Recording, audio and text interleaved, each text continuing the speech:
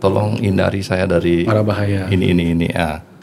Itu sekarang pertanyaannya, kata Tuhan, gue pembantu lo, apa asisten lo, apa kacung lo, kan bahasanya gitu. Kok lo merintah gue terus? Jadi kalau dihina itu mah kewajiban, orang menghina saya, kenapa dah? Saya mah tidak punya apa-apa. Kan konsepnya ke situ, kepasrahan total. Saya bukan siapa-siapa, saya bukan apa-apa. Kalau kamu memuliakan saya, kamu yang salah. Dan saya mengapa minta dimuliakan? Karena buat saya dimuliakan tidak akan jadi Tuhan, direndahkan tidak akan jadi sampah. Ide. Siap. Kan banyak manusia kadang-kadang, wah nasib saya sial terus nih. Bagaimana caranya menghilangkan nasib sial itu?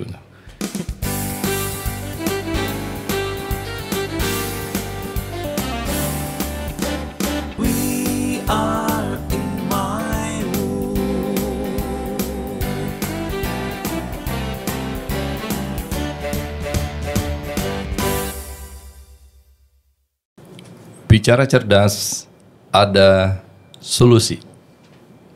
Panjang lebar kita mencari yang namanya keinginan dengan segala cara, upaya, dan usaha. Dan terakhir, kita melakukannya dengan doa. Apakah itu dibenarkan atau tidak dibenarkan untuk mencapai tujuan tersebut?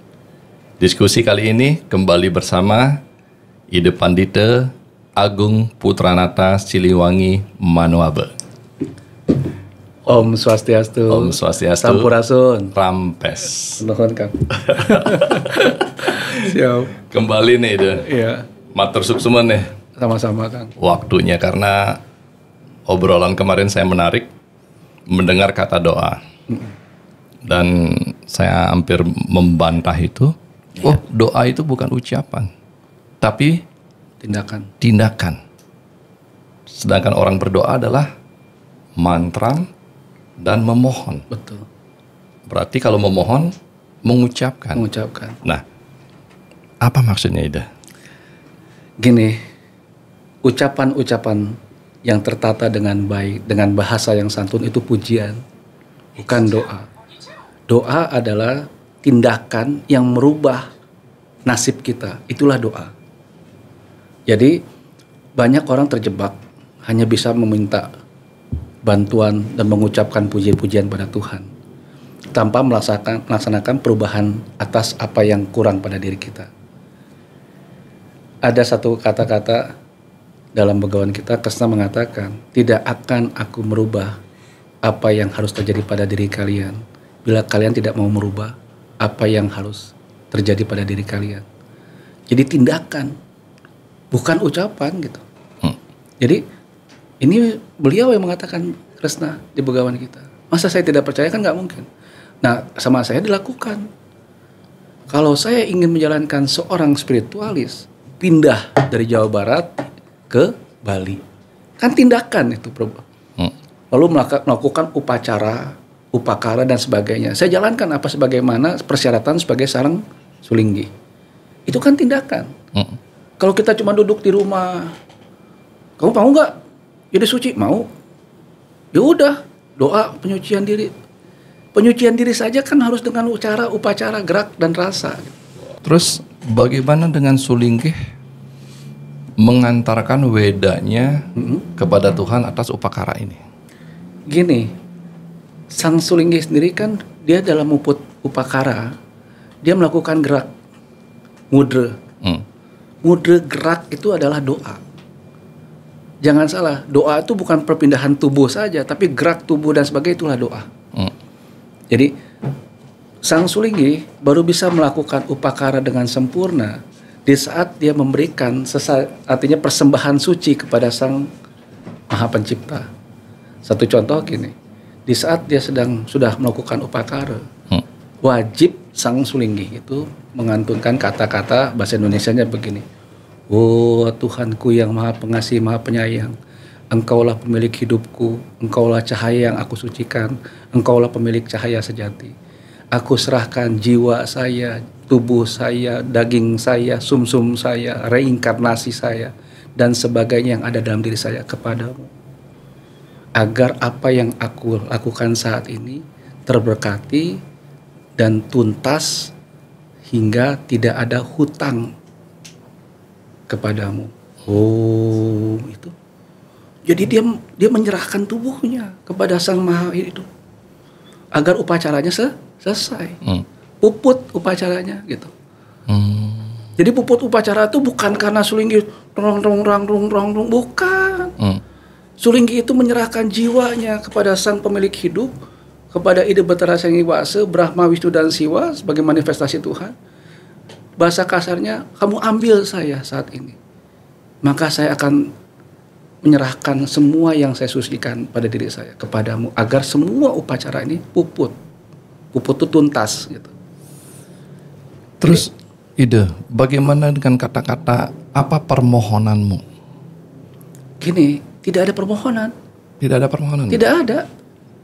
Kalau saya pribadi ini karena saya orang Sunda, tidak pernah saya muput karya dengan permohonan. Yang memohon itu kan bukan saya gitu. Kita ada apa nih? Kita mau lakukan upacara apa nih? Di saat kita lakukan upacara itu, itulah upacara yang ingin menentukan apa yang terjadi pada diri kita. Makanya upacara itu kan ada dewayatnya, wanasayatnya, kan ada untuk alam dan sebagainya. Fitriyatnya. Itu kan semuanya ditentukan. Kalau fitriyatnya apa untuk alam? Alamnya sedang kacau balau nih, ada COVID. Kita nggak perlu minta COVID itu hilang. Tuhan tahu kapan COVID itu akan hilang. Bahasa kasarnya, lo jangan intervensi apa yang gue lakukan. Tuhan bicara begitu. COVID terjadi kan karena ada sesuatu yang terjadi pada manusia yang harus dihapuskan. Ketidakseimbangan itu maka terjadilah macam-macam masalah. Terus Ide, bagaimana caranya kita memutus atas karma jelek kita masa lalu? Kalau di Bali, ini mohon maaf ya, kita bicara di Bali, itu kan ada bebayuhan, ada otonan, ada sebagainya. Kalau buat saya pribadi, bayu otonan itu tidak harus dilakukan di hari yang sama. Kenapa? Maaf nih, orang ini lahir hari Senin, tapi kelakuannya amburadul. Lalu buat apa lagi diotonin di hari Senin lagi? Karena di hari Senin itu lahirnya yang amburadul. Maka Sang Sulinggi harus bisa melihat sabta kala pada tubuh manusia itu agar bisa merubah hari kelahirannya. Kalau dia Senin, Sulinggi akan lihat nih, oh ini cocoknya di bayu otonannya di hari Anu agar terjadi kebaikan. Nah, perubahan ini hanya dilakukan oleh Sang Sulinggi di saat dia bisa berjanji pada Mahayama Raja, malaikat Yama. Maka harus ada pemantraman Yama Raja di situ. Perjanjian baru yang dibuat Sang Sulinggi untuk yang diotonin tadi, yang diputus karmanya tadi. Ide, saya karmanya baik loh. Iya.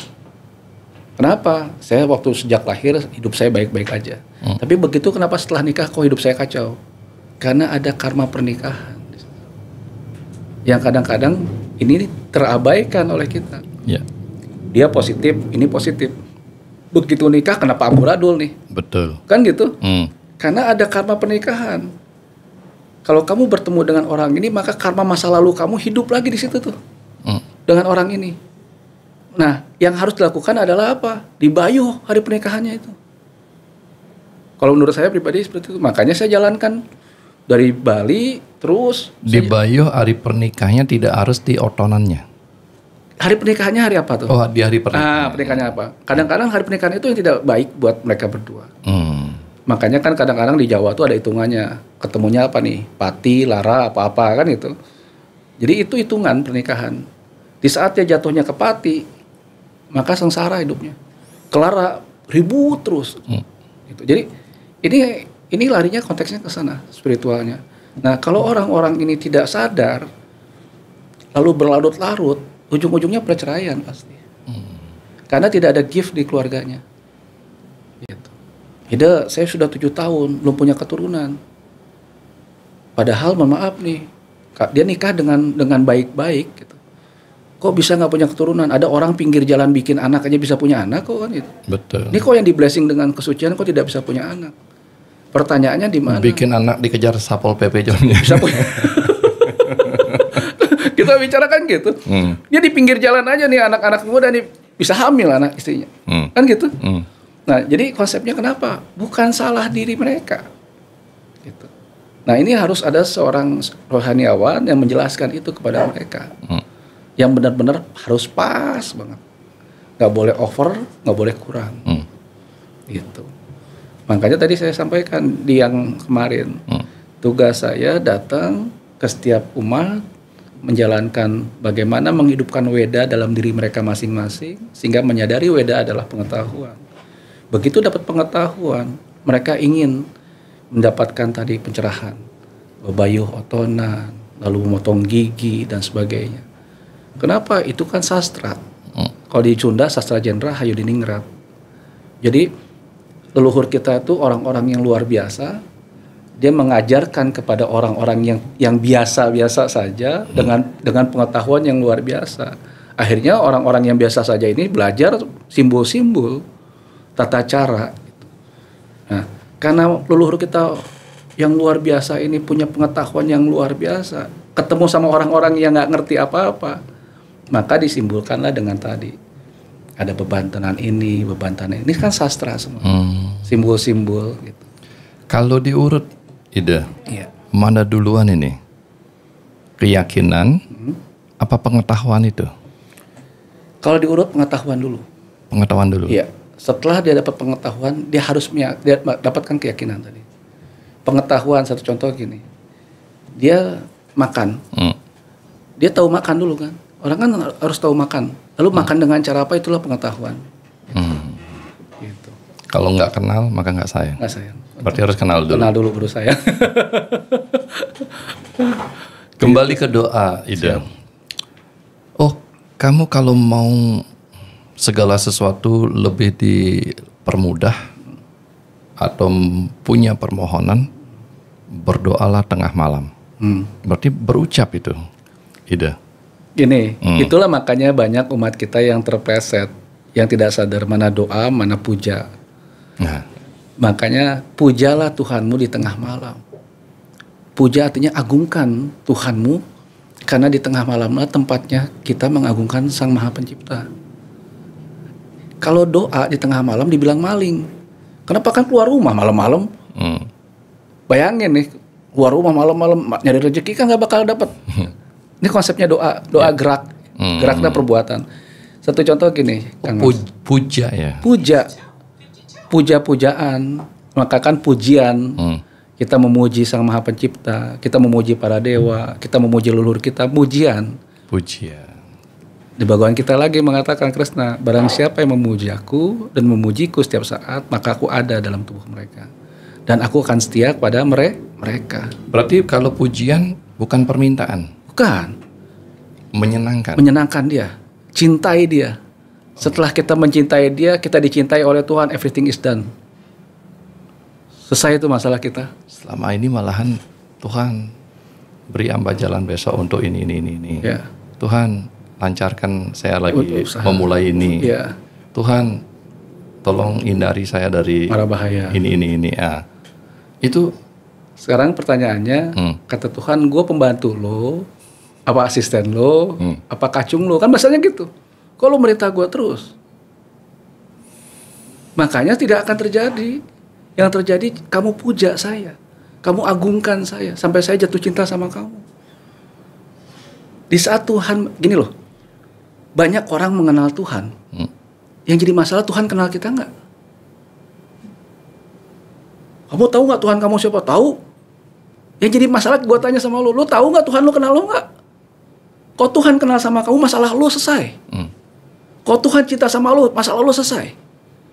Jadi yang bagaimana kita, makanya upacara dan sebagainya itu kan bagaimana kita mendapatkan cintanya Tuhan. Ini kan nggak pernah dibahas. Yeah. Seolah-olah kita mengenal Tuhan kita, iya. Lo kenal nggak sama Koster? Kenal. Koster kenal nggak sama lo? Enggak. Ngerti maksudnya ini? Yeah. Semua orang kenal Jokowi. Jokowi kenal sama kamu? Enggak. Kalau dia maka tak kenal maka tak sayang. Kok nggak dikenal nggak akan disayang lah. Gitu. Yang jadi pertanyaannya adalah manusia kan seringkali kegeeran. Manusia tuh semua ya merasa tahu Tuhannya. Iya, lo tahu Tuhan lo siapa. Yang jadi masalah tuh Lu dikenal nggak sama Tuhan lo? Ada pertanyaan yang menggelitik, Ida. Ya. Kamu tahu Tuhanmu nggak? Tahu. Terus wujud Tuhanmu gimana? Ya. Nah, bingung kita. Kamu tahu Tuhanmu nggak? Tahu. Ya. Muka Tuhanmu gimana wujudnya? Iya. Sekarang gini. Jawabnya gimana, Ida? Ada 4 yang kita harus memahami fungsi Tuhan. Tuhan ada dalam ciptaan. Tuhan ada dalam pengetahuan. Tuhan ada dalam pemujaan. Dan Tuhan ada dalam dirimu sendiri. Kalau kita ingin lihat Tuhan kita, berkaca aja. Itulah wujud Tuhan kita. Oh, Loh iya, kan dia ada dalam pujaan. setiap hari kita ngaca. Makanya sekarang kan jadi masalah setiap hari kita kenal nggak diri kita? Jadi jangan kamu mengenal Tuhan kamu yang di luar sana, Tuhan diri kamu kenal nggak kamu siapa? Banyak motivator berkata, Ya, kalau kamu mau mencapai sebuah pencapaian yang kamu inginkan, setuju. kamu harus pahami dulu kendaraan kamu. Ya, Siapa kendaraan kamu? Diri kamu sendiri. your body. Berarti kenali dirimu dulu sehingga apa pencapaianmu nantinya akan menjadi tercapai. Betul, swaha. Siapa diri kita dulu? Itu Tuhan. Tuhan. Maka tadi 4 unsur dasar tadi. Aku ada dalam ciptaan, aku ada dalam pengetahuan, lalu aku ada dalam diriku sendiri. Bayangkan ini semuanya Tuhan. Jadi kita nggak mungkin kita bicara di luar konteks itu. Ciptaan siapa? Kita ciptaan. Maka Tuhan ada dalam diri kita. Pengetahuan ada dalam diri kita. Dan kita adalah diri kita sendiri. Lalu kita dalam pemujaan, kita muja Tuhan, kita puji Tuhan kita. Yang kita puji diri kita sendiri. Your DNA must you. Gini konsepnya. Tidak akan manusia hidup kalau kita tidak memuja DNA itu kita. Tahu nggak Kang? Kita ini lahir dari 2862 kelahiran dari kakek nenek buyut kita. Bayangkan tuh. Baru terjadi kita. Wow. Kita ini bertugas untuk memutus karma leluhur kita tuh. Kalau kita bicara Hindu ya, kita bicara spiritual. Karma leluhur itu mungkin dulu pengen jadi pengacara, nggak jadi pengacara. Mungkin pengen punya jadi podcast, tidak jadi podcast. Mungkin itu, jadi itu yang kita lakukan saat ini. Menyelesaikan tugas dari para leluhur. Satu contoh, sejak kapan di Jawa Barat ada Sulinggi, ada pendeta? Nggak ada di Jawa Barat punya pendeta. Sulinggi nih. Yeah. Bayangkan, kesulitan di Bali kan sudah ribuan tahun. Baru ada satu nih gitu. Kenapa? Zaman Majapahit dulu, Ida. Resi-resi itu kan maaf, Majapahit itu kan sudah ribuan tahun kan? Sriwijaya kan di Iya. Wiwitan ya. Itu kan ribuan tahun udah tuh. Kita bicara sudah sejak itu tidak ada lagi kependetaan. Oh. Maaf nih sekali lagi. Yang ada adalah tadi faktor politik. Raja, pemerintah yang didirikan oleh secara pemerintahan duniawi. Tidak ada pemerintahan spiritual. Nah, ini sudah terabaikan, terkikis. Bayangkan nih. Kita merdeka kita Indonesia nih pakai kabisatnya sekarang tahun 2024. Bayangin nih, 2024 tahun baru ada pendeta satu dari Sunda, coba. Dan berani siap-siap Ya. dipuji, dipuja, dan dihina. Karena gini, bukan keberanian itu. Oh, bukan keberanian. Bukan. Karena untuk seorang pendeta, nggak tahu orang lain ya, kalau saya memahami gini, saya kan ada nama Siliwangi di belakangnya. Ya. Idirasi Agung Putanata Siliwangi Manuaba. Siliwangi itu ajarannya harus saya pegang. Siliwangi ada wangsit Siliwangi, ulah nembongkeun awak, ulah nembongkeun ngaran, ulah nembongkeun kabisa, ulah nembongkeun bahasa Indonesianya gini. Jangan kamu memperlihatkan diri kamu siapa. Jangan kamu merasa bisa, jangan kamu merasa suci, jangan kamu merasa pintar, jangan kamu merasa jangan. Tapi kita merasa itu semua ya. Loh itu kan orang lain yang ngerasa, saya emang kan nggak ngerasa. Saya emang nggak pernah ngerasa gitu. Iya. Makanya kalau muput upacara selalu di bawah, nggak pernah di balai-balai dan. Karena untuk orang-orang tertentu yang di atas, saya pikir gitu. Kenapa? Karena saya tidak merasa pintar. Jadi kalau dihina itu mah kewajiban, orang menghina saya. Kenapa? Saya mah tidak punya apa-apa. Kan konsepnya ke situ, kepasrahan total. Saya bukan siapa-siapa, saya bukan apa-apa. Kalau kamu memuliakan saya, kamu yang salah. Dan saya mengapain tadi muliakan. Karena buat saya dimuliakan tidak akan jadi Tuhan, direndahkan tidak akan jadi sampah. Tapi banyak orang berkata, wah saya manusia terhina. Yang ngomong? Artinya pemahamannya. Ya. Sekarang gini. Pemahaman terhina itu apa itu? Pemahaman terhina di saat dia ekspektasi dia direndahkan oleh orang lain. Saya Sulinggi. Tadi di bawah saya dipanggil Bapak. Mungkin Sulinggi Bali udah ngamuk. Kamu manggil saya Bapak. Kan saya bilang, lu gak usah marah, udah bagus panggil Bapak. Kalau dipanggil Tante baru saya marah. Saya bilang karena saya laki-laki kan gitu. Karena konsepnya tidak ada yang mewajibkan orang harus memuliakan kita. Tidak ada. Gak ada. Konsepnya muliakan dirimu, lalu lepaskan kemuliaan itu hanya untuk Tuhan. Sebentar. Muliakan dirimu, lalu lepaskan. Kenapa dilepaskan setelah kita mendapatkan kemuliaan tersebut? Loh itu kan fata morgana aja. Apa yang ada di dunia ini kan semua fata morgana. Manusia itu tidak ada dan tidak ada lagi kan. Lalu apa yang kita harus pertahankan dari ketidakadaan kita? Jadi mohon maaf sekarang pertanyaan berkali-kali nih. Kang Mas marah kalau saya bilang kamu goblok, kamu tolol. Kalau Ida bilang enggak marah. Tapi kalau orang lain ngomong kan marah. Orang lain ngomong entar dulu. Makanya tadi konsepnya tadi begini. Di saat ada orang menyampaikan kebenaran atas perspektifnya dia kepada kita, ada dua. Baik atau buruk. Karena kita merasa kita orang baik, merasa kita orang suci, mindset kita orang harus mengatakan yang baik kepada kita. Merasa. Bukan kebenaran, rasa jadinya. Saya nih, sembahyang, puasa, trisandya, pakaian putih, melukat, udah merasa diri suci. Itu kan kewajiban. Semua orang Hindu kan melakukan itu. Pertanyaan dari Ida adalah, kenapa merasa suci? Semua orang Hindu nih kalau di Bali ada 4 juta melakukan itu loh. Merasa suci, merasa baik, merasa disayang sama Tuhan, merasa dinomorsatukan, dan merasa. Itu perasaan atau? Perasaan aja. Belum tentu kebenaran. It's the fact. Tapi kadang-kadang perasaan itu menjadikan kita berusaha ego. Egonya muncul. Perasaan membohongi, perasaan menduplikasi, perasaan menciptakan halusinasi. Itu ego. Benernya gimana? Sebenarnya gini, lakukan semua, lalu biarkan dia menjadikan kita yang terbaik.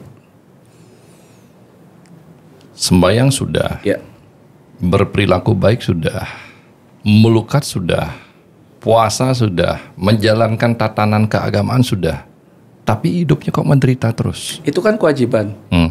Pertanyaannya begini, sama nih waktu saya bicara di Bogor. Ida Resi katanya, kok saya tidak berubah nasib saya? Kamu melakukan apa aja? Ini orang bukan agama Hindu. Saya sholat 5 waktu ya. Oke, terus apalagi ini semua. Tahu nggak? 278 juta bangsa kita melakukan yang sama kamu. Lalu lo minta apa? Yang spesial dari Tuhan? Nggak bisa. Terus apa gunanya kita melakukan itu? Bukan gunanya, kita wajib menjalankan itu. Itu kewajiban. Kalau hidup kita menderita masih? Itu kewajiban. Kalau kita ingin berubah dari yang ini, lakukan yang spesial. Apa itu? Lakukan yang lebih yang orang lain tidak bisa lakukan. Doa? Bukan doa. Doa itu perbuatan. Perbuatan yang membuat orang Tuhan itu melirik kepada kita.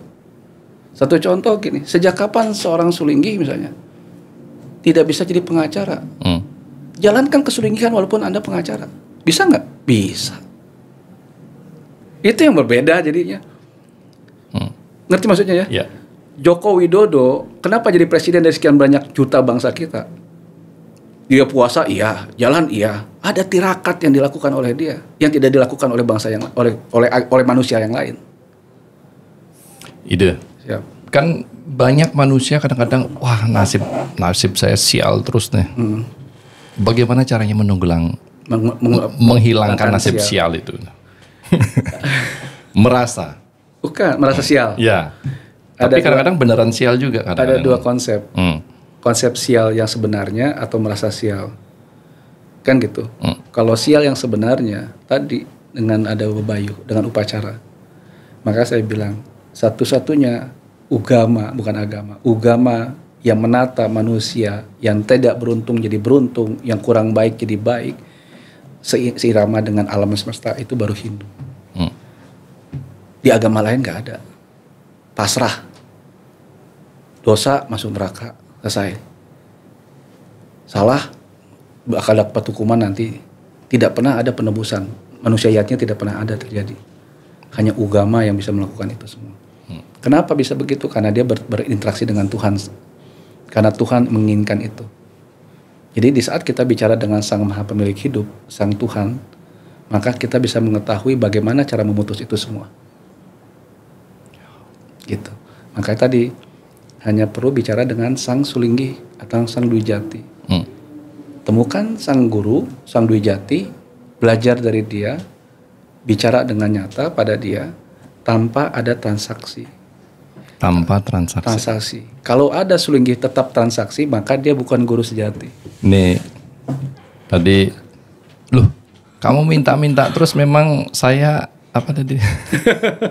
Emang saya kacung. Memang saya Tuhan, saya minta rezeki, Tuhan, saya minta terselamatkan, Tuhan, saya minta kesehatan, Tuhan, saya minta dan lain sebagainya. Memang saya kacung. Terus ternyata doa adalah sebuah perbuatan, tindakan. Dan yang kita lakukan sembahyang tengah malam, sembahyang puja trisan, ya ternyata pujian. Nih sekarang guru ide. Saya manggilnya guru malah. Ide. Siap. Guru itu kan kita selalu berpikir ini orang sakti, apa orang yang menyesatkan. Banyak saya lihat, oh ini kita berguru, ajarannya dia aneh-aneh juga, tetapi dengan keyakinan yang buta, dia lakukan semua itu guru. Ide. Bagaimana caranya kita mengolah bahwa guru ini adalah benar sakti atau menyesatkan? Jawabannya adalah tidak ada guru yang sakti. Satu, nggak ada manusia yang sakti. Ada juga manusia yang dekat dengan Tuhan, yang sudah dikenal Tuhan. Manusia yang dekat dengan Tuhan dan dikenal oleh Tuhan atas perbuatan pelayanannya dia kepada Tuhan, maka apa yang dipikirkan, apa yang diucapkan akan terjadi. Bukan sakti ini.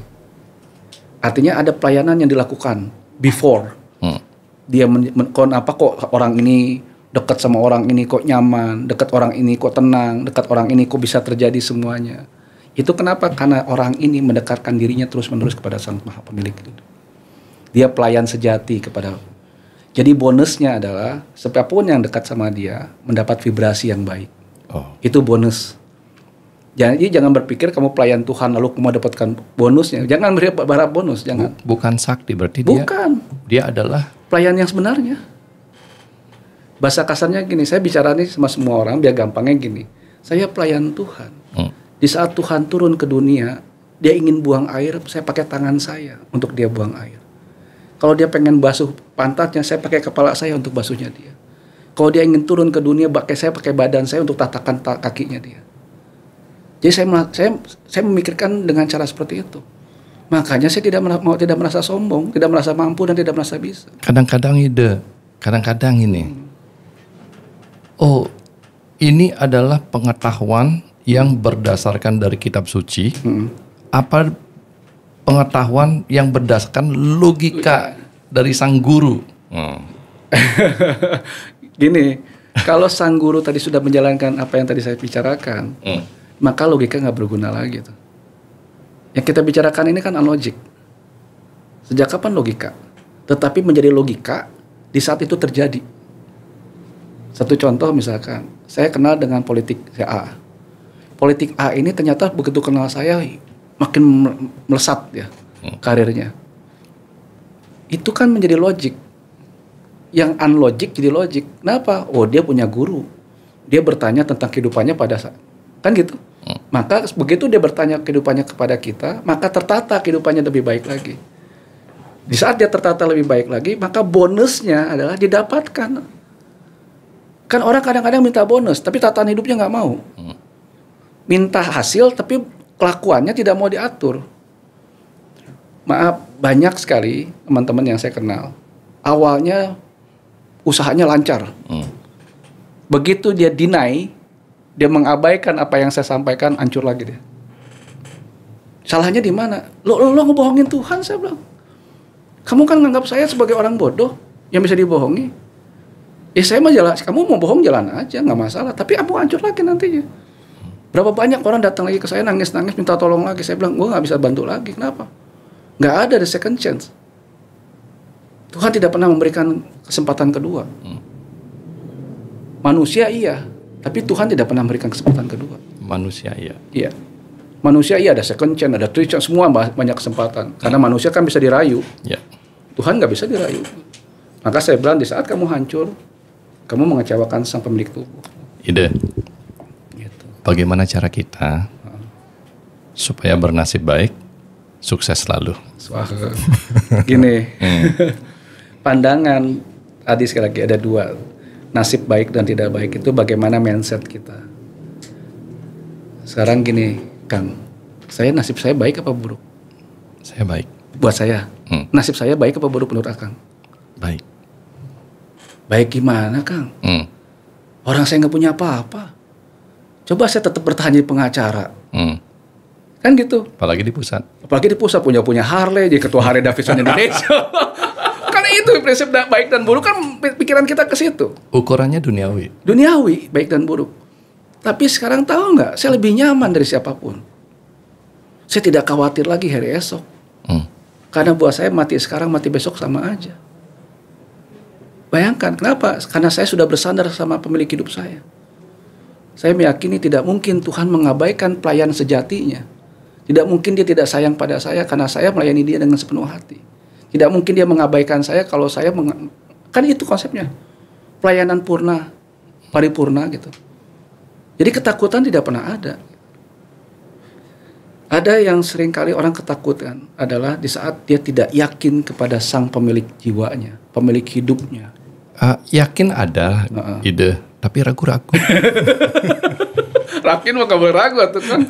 Yakin mah yakin, yakin is yakin, believe is believe. Jadi, kadang keraguan ada karena ya itu tadi. Iya. Kok belum sukses? Kok begini, kok manusia kan memang suka mengeluh. Betul. Ide, ya. Betul. Gini konsepnya tadi sekali lagi, mindsetnya mesti dirubah. Maaf ya, kalau saya tidak bersyukur, udah ribut keluarga kami nih. Anak-anak masih butuh uang buat kuliah. Istri bayangin masih muda, harus melinggi kan gitu. Konsepnya kan tidak boleh lagi ada transaksi duniawi lagi. Satu-satunya pendeta yang tidak jual Banten cuma kami. Nggak punya sisir cuma kami loh. Kami tidak punya jual Banten, kami tidak punya sisir. Kita dihujat oleh semua para sulinggi yang kita kenal. Dibilang kata mencari telaga di Jawa Barat. Lalu kita jalan aja terus. Kita buktikan. Kamu pelayan palsu, saya pelayan asli. Sekarang kan jalan terus. Ya. Maaf nih. Kang Mas kan baca media sosial pasti. Betul. Saya kan sulinggi yang gak punya geria. Bayangkan, saya sulinggi gak punya geria loh. Ngontrak rumah lalu saya bangga kok. Begawan Walmiki aja gak punya geria. Bayangin Begawan Walmiki itu kan soko gurunya dari semua umat para sulinggi. Betul. Dia gak punya geria. Dan dulunya beliau katanya pembunuh, pemerkosa dan sebagainya. Perampok. Loh apa bedanya sama saya? Lalu saya bilang, saya bangga kok saya jadi seperti ini. Kenapa? Kebanggaan saya menjadikan saya motivasi. Saya tidak boleh lagi hancur ke masa lalu. Sekarang gini, orang bicara tentang bejatnya saya masa lalu. Terus apa? Kalau saya melakukan yang sama setelah saya mendujati, baru kalian protes? Kan gitu konsepnya. Saya kan sudah kalau kata orang Islam bilang sudah hijrah, sudah pindah ke dunia yang baru. Di dunia ini saya merasa nyaman dan saya menghargai apa yang saya lakukan saat ini. Pelayan yang tidak punya apa-apa ini. Saya bangga kok, saya nggak punya rumah. Itu keyakinan. Keyakinan saya. Di saat saya yakin Tuhan mendekat kepada saya. Maaf nih, berapa banyak orang yang bertransaksi dalam doanya. Berapa banyak orang yang memuja dalam doanya, dalam transaksi, merayu-rayu Tuhan dengan ada sesuatu yang diharapkan. Betul. Saya kan tidak mengharap apa-apa. Makanya saya waktu pas kemarin di Candi Siwa, di Prambanan, dimanapun, saya bilang, Tuhan, jadikan saya pelayanmu yang utama. Ide, susah sekali ide. Siap. Belum bisa terima saya. Karena apa? Karena konsep ide ini saya bisa terima. Tuhan adalah dirimu, lingkungan kita, isi bumi ini. Betul. Sepakat saya itu. Setuju. Tapi yang berat saya terima ini dah. Saya selalu berdoa, Tuhan selamatkan saya. Saya mau touring ke Surabaya. Tuhan sehatkan saya dan keluarga saya.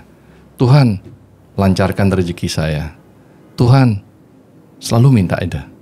Sedangkan Ida tidak minta apa-apa. Nggak pernah minta. Ini yang saya belum sepakat itu. Terus saya minta sama siapa? Gini. Makanya ada rohaniawan. Kenapa disitulah di Bali ini ada guru nabe, guru tapak, watre dengan saksi. 3 guru nabe ini guru. Belajarlah pada mereka. Jadikanlah mereka perantara agar kita tetap dalam bentuk koridor yang benar. Kalau kita nggak punya nabe, nggak punya guru, repot nanti kita. Jadi saran saya adalah cari guru yang sama-sama satu energi, satu vibrasi, belajar sama dia, bertanya sama dia, minta pendapatnya dia. Karena apa? Karena kita belum menjadi nabe, belum jadi guru, belum bisa berinteraksi langsung dengan dia, maka meminta-minta kerjaannya. Sampaikan sama beliau. Misalnya Ratu, besok saya mau berangkat ke Surabaya. Sebaiknya bagaimana biar saya selamat? Kan gitu? Guru, misalnya Ratu, saya punya usaha ini. Bagaimana biar usaha ini lancar?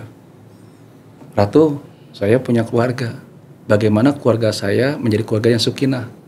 Istri tidak melawan, anak nurut sama kita, semuanya sejalan dan harmonis.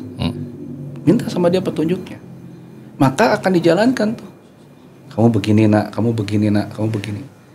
Itu yang harus dilakukan oleh orang-orang yang tidak merasa puas pada dirinya. Tidak merasa puas pada dirinya. Ini yang bikin saya malu. Tidak merasa puas. Memang selalu merasa kurang. Karena tadi konsepnya kayak gini. Kami ini sekeluarga bukan keluarga yang mampu. Keluarga yang penuh dengan kekurangan untuk materi. Anak saya harus kerja. Bayangkan nih. Lalu saya tidak jual Banten. Kalau saya jual Banten, saya punya geria hasil jual Banten. Sekarang saya challenge sama pemilik tubuh saya. Tuhan, kalau kau sayang sama saya, karena saya pelayanmu yang utama, berikan semua yang kau miliki agar aku bisa kuasai. Keyakinan. Faktor tadi.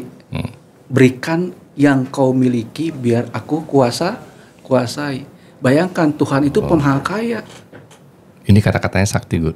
Iya. Berikan yang kau miliki untuk aku kuasai. Yang kau miliki. Dan aku kelola selama. Bayangin. Ngapain gue minta cuma rumah 3-4 biji? Berarti semuanya ini. Oh iya, langsung saya ini kan punya beliau. Kan gitu. Makanya sejak saat itu saya berjalan kemanapun Tuhan dengan cinta kasih. Datang ke Lamongan, orang Lamongan tiba-tiba berikan bensin. Kintanya dia. Saya nggak butuh uang, tapi begitu saya jalan, semuanya berjalan. Wow.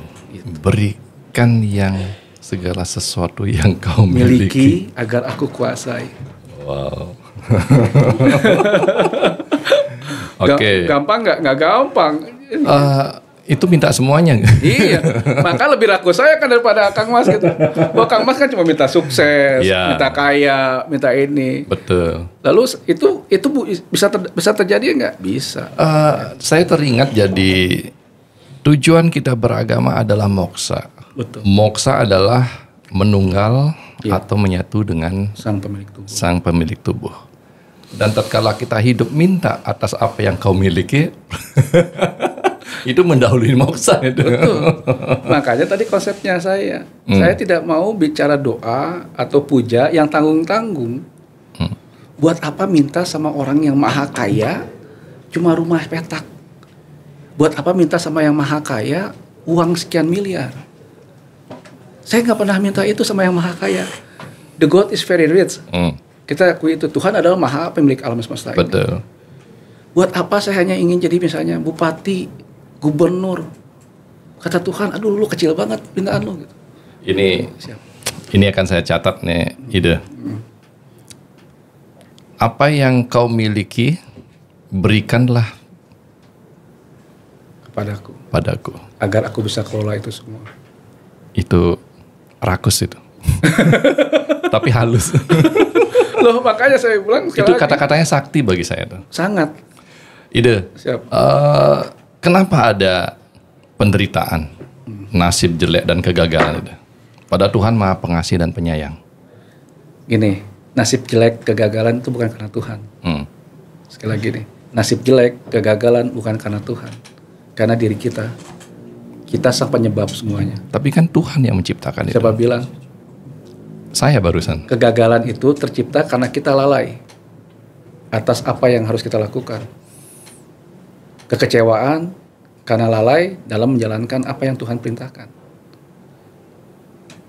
Kalau kita jalankan apa yang Dia perintahkan, nggak akan pernah kecewa ataupun gagal. Ini mindsetnya. Ya. Jadikan mindset kita bahwa aku adalah pelayan Tuhan yang sejati. Aku adalah pelayanmu yang utama. Dalam bertugas, lakukan aja yang terbaik. Lalu rilis. Pegang kasus. Lakukan pembelaan yang terbaik. Tanpa mengharapkan apapun. Di saat ada transaksi misalkan, Kang Mas ini transaksinya sekian miliar ya. Jangan bilang kurang nih. Karena apa yang dikatakan itulah rezeki kita. Oke, deal, selesai. Jalankan yang terbaik dari uang itu. Jalankan yang terbaik, lalu tidak berharap ini akan menang, kasus ini akan menang. Oh, itu bakal jadi semuanya.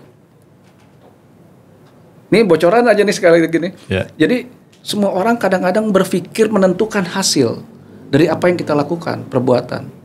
Di bawaan kita, Kristen mengatakan itu. Banyak di antara kalian menentukan hasil dari apa yang kalian kerjakan. Lalu kalian kecewa karena hasilnya tidak sesuai dengan apa yang kalian inginkan.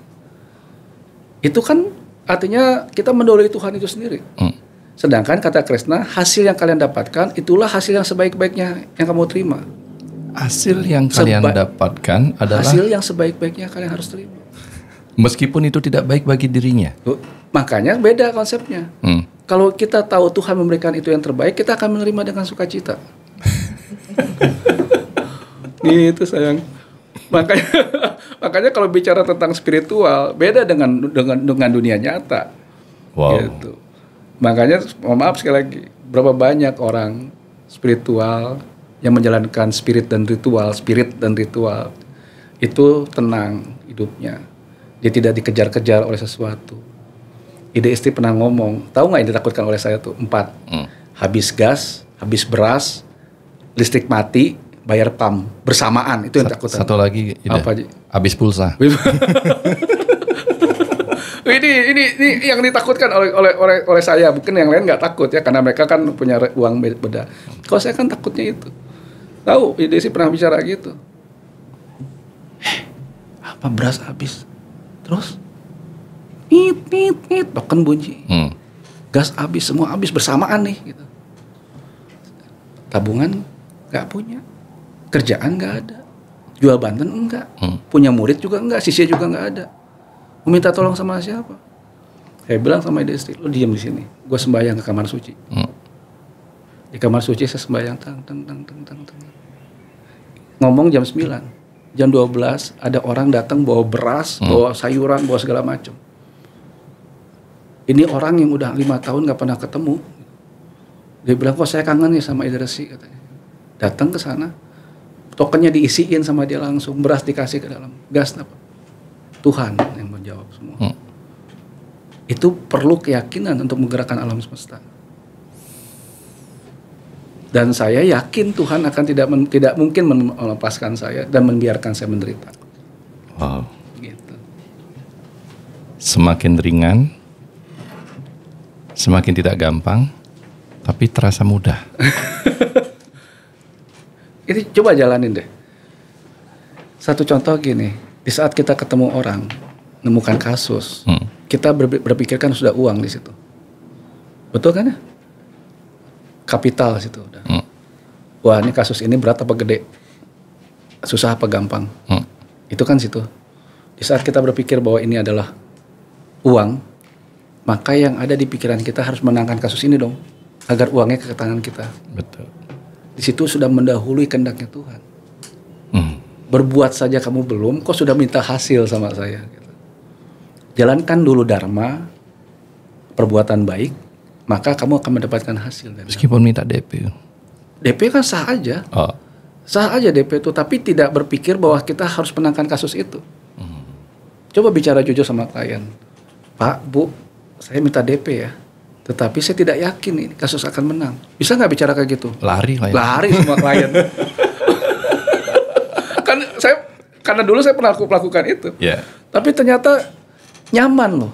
Waktu kita jabarkan permasalahan yang akan terjadi seperti ini. Oh, dengan dasar alasannya seperti ini. Anda bukan orang yang benar juga. Anda juga banyak kekeliruan. Dibuka semuanya. Jadi not to be with lie. Jangan berbicara bohong kepada klien. Ajarkan kejujuran pada mereka. Tahu nggak apa? Kang Mas megang DP tuh tenang banget. Luar biasa ya. Gitu. Ide. Siap. Tuhan adalah Anda. Anda dan semua orang di sini. Kita berada di sini karena ada karma. Ada karma. Yang memang harus kita berada di sini. Betul. Berarti ada Tuhan di sini. Betul. Suara Anda adalah suara Tuhan. Wah. Mungkin apa yang saya perlukan hari ini terbuka atas apa yang Ide sampaikan. Penyampaian atas seizinnya. Ya, setuju. Mungkin Ide. Betul. Banyak saudara-saudara kita di luaran sana yang masih merasa bernasib tidak baik, yang masih merasa hidupnya sengsara, yang masih merasa bahwa semua ini tidak adil. Apa yang Ide bisa sampaikan? Gini, sengsara, ketidakadilan, itulah dunia. Kesengsaraan dan ketidakadilan itulah dunia. Lalu bagaimana kita menyikapi dunia ini? Kan gitu konsepnya. Kesengsaraan, pikiran. Duniawi, kepastian. Sengsara karena tidak punya uang, itu beda. Sengsara karena ketidakmampuan finansial, berbeda dengan yang lain. Kalau kamu tidak punya uang, bekerja. Itu kan konteksnya. Ya. Bekerja, apapun yang bisa kamu lakukan, kerjakan. Lepaskan ego kamu, lepaskan keterikatan kamu bahwa kamu adalah misalnya saya sarjana dan sebagainya. Lepaskan semuanya. Maka ada ridho Tuhan di situ. Ada kasih Tuhan di situ.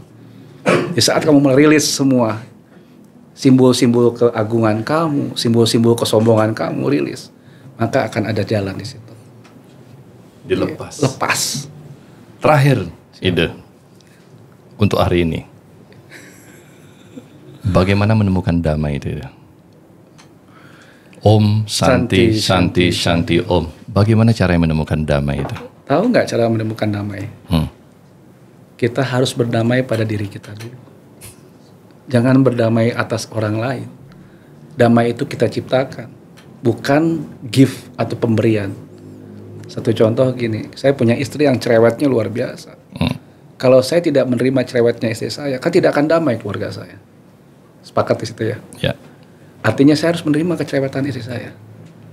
Berarti berdamai dengan istri. Oh iya, berdamai dengan apapun yang diceritakan. Lingkungan. Kita berdamai dengan apa yang lingkungan berikan pada kita. Maksud Ide berdamai dengan diri? Artinya kita menerima apa yang mereka lakukan pada kita. That's it.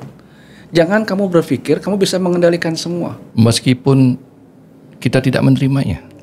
Penerimaan adalah rilis. Tadi saya bilang berkali-kali. Kalau kita ingin damai, tentang merilis ego kita. Copot. Kamu Sulinggi satu-satunya orang Sunda, copot. Kamu orang begini, copot. Kamu sebagai sekretaris Sabah Panitia PAD Pusat, copot.